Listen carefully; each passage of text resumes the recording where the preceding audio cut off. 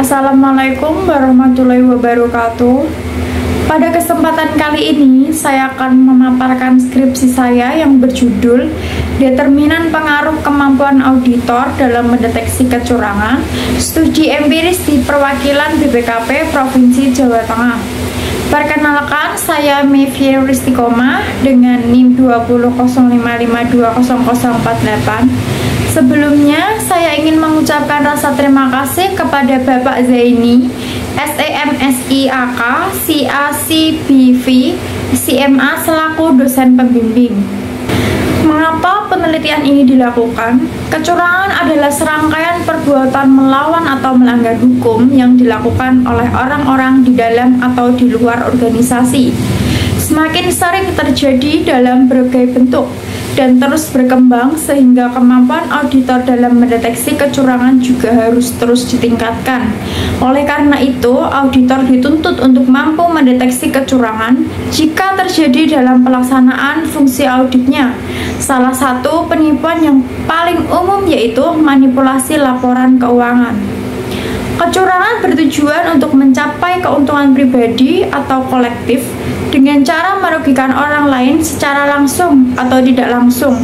Penipuan laporan keuangan adalah penyajian atau representasi yang disengaja atas posisi keuangan suatu organisasi atau pengungkapan dalam laporan keuangan untuk menghilangkan hambatan dalam mencapai tujuan keuangan saat ini dan menyesatkan pengguna laporan keuangan. Salah satu kasus kecurangan yang terjadi di Indonesia pada tahun 2023 yaitu dugaan manipulasi laporan keuangan Mika Waskita. Kajian teori atribusi adalah teori yang membahas tentang penyebab perilaku orang lain atau perilaku kita sendiri yang membentuk kesan selanjutnya. Teori ini digunakan untuk menentukan dasar pengambilan keputusan atau kesimpulan auditor apakah keputusan yang diambil dipengaruhi oleh faktor internal seperti motif tertentu atau sikap lain atau oleh faktor eksternal seperti tekanan eksternal menurut Arya 2022. Atribusi internal dan eksternal terbukti mempengaruhi evaluasi kinerja individu, misalnya dengan menentukan bagaimana atasan memperlakukan bawahan dan mempengaruhi sikap dan kinerja individu, kepuasan dalam bekerja. Teori ini yang mendukung teori dari kemampuan auditor dalam mendeteksi kecurangan, tekanan waktu, independensi, skeptisme profesional, pengalaman kerja, etika profesi, dan kompetensi. Metode penelitian populasi. Subjek penelitian ini adalah seluruh auditor yang bekerja pada perwakilan BPKP Provinsi Jawa Tengah. Sampel. Penelitian ini menggunakan konvensiensi sampling yang artinya pengambilan sampel berdasarkan pada kemampuan responden dalam berpartisipasi dan kemudahan pengambilan sampel. Selanjutnya, jenis dan teknik pengambilan data. Jenis data yang digunakan adalah metode kuantitatif. Penelitian ini menggunakan data primer, dikumpulkan dengan teknik survei dengan pengumpulan data berupa kuesioner untuk memperoleh data langsung dari responden. Hasil penelitian, hipotesis 1 ditolak dengan nilai koefisiensi regresi sebesar negatif 0,011 dan nilai sig 0,918 lebih besar dari 0,05. Nilai T hitung negatif 0,104. Hipotesis 2 ditolak dengan nilai koefisiensi regresi sebesar negatif 0,530 dan nilai sig 0,077 lebih besar dari 0,05. Nilai T hitung negatif 1,849. Hipotesis 3 ditolak dengan nilai koefisiensi regresi sebesar 0,240 dan nilai sig 0,377 lebih besar dari 0,05. Nilai T hitung 0,901.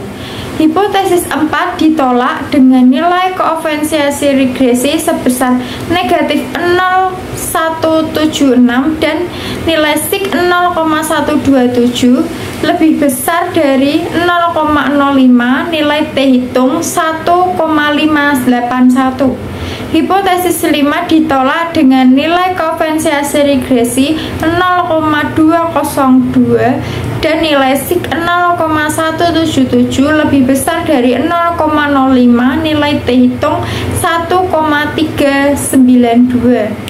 Hipotesis 6 diterima dengan nilai koefisiensi regresi sebesar 0,870 dan nilai sig 0,001 lebih kecil dari 0,05 dan nilai T hitung 3,827. Kesimpulan dan keterbatasan.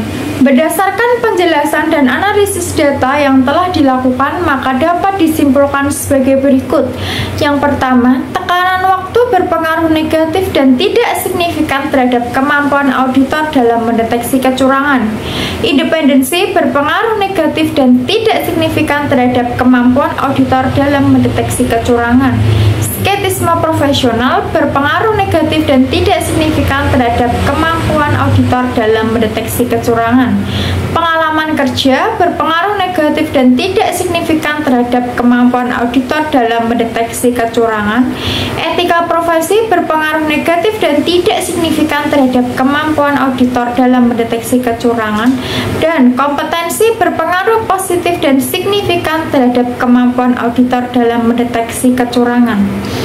Keterbatasan dalam penelitian ini yaitu hanya menggunakan kuesioner sebagai instrumen tanpa melakukan survei wawancara dan terlibat langsung dalam aktivitas perwakilan BPKP Provinsi Jawa Tengah, sehingga hasil kesimpulan yang dibuat hanya berdasarkan kuesioner yang disebarkan. Demikian presentasi dari saya. Apabila ada kesalahan, saya mohon maaf. Wassalamualaikum warahmatullahi wabarakatuh.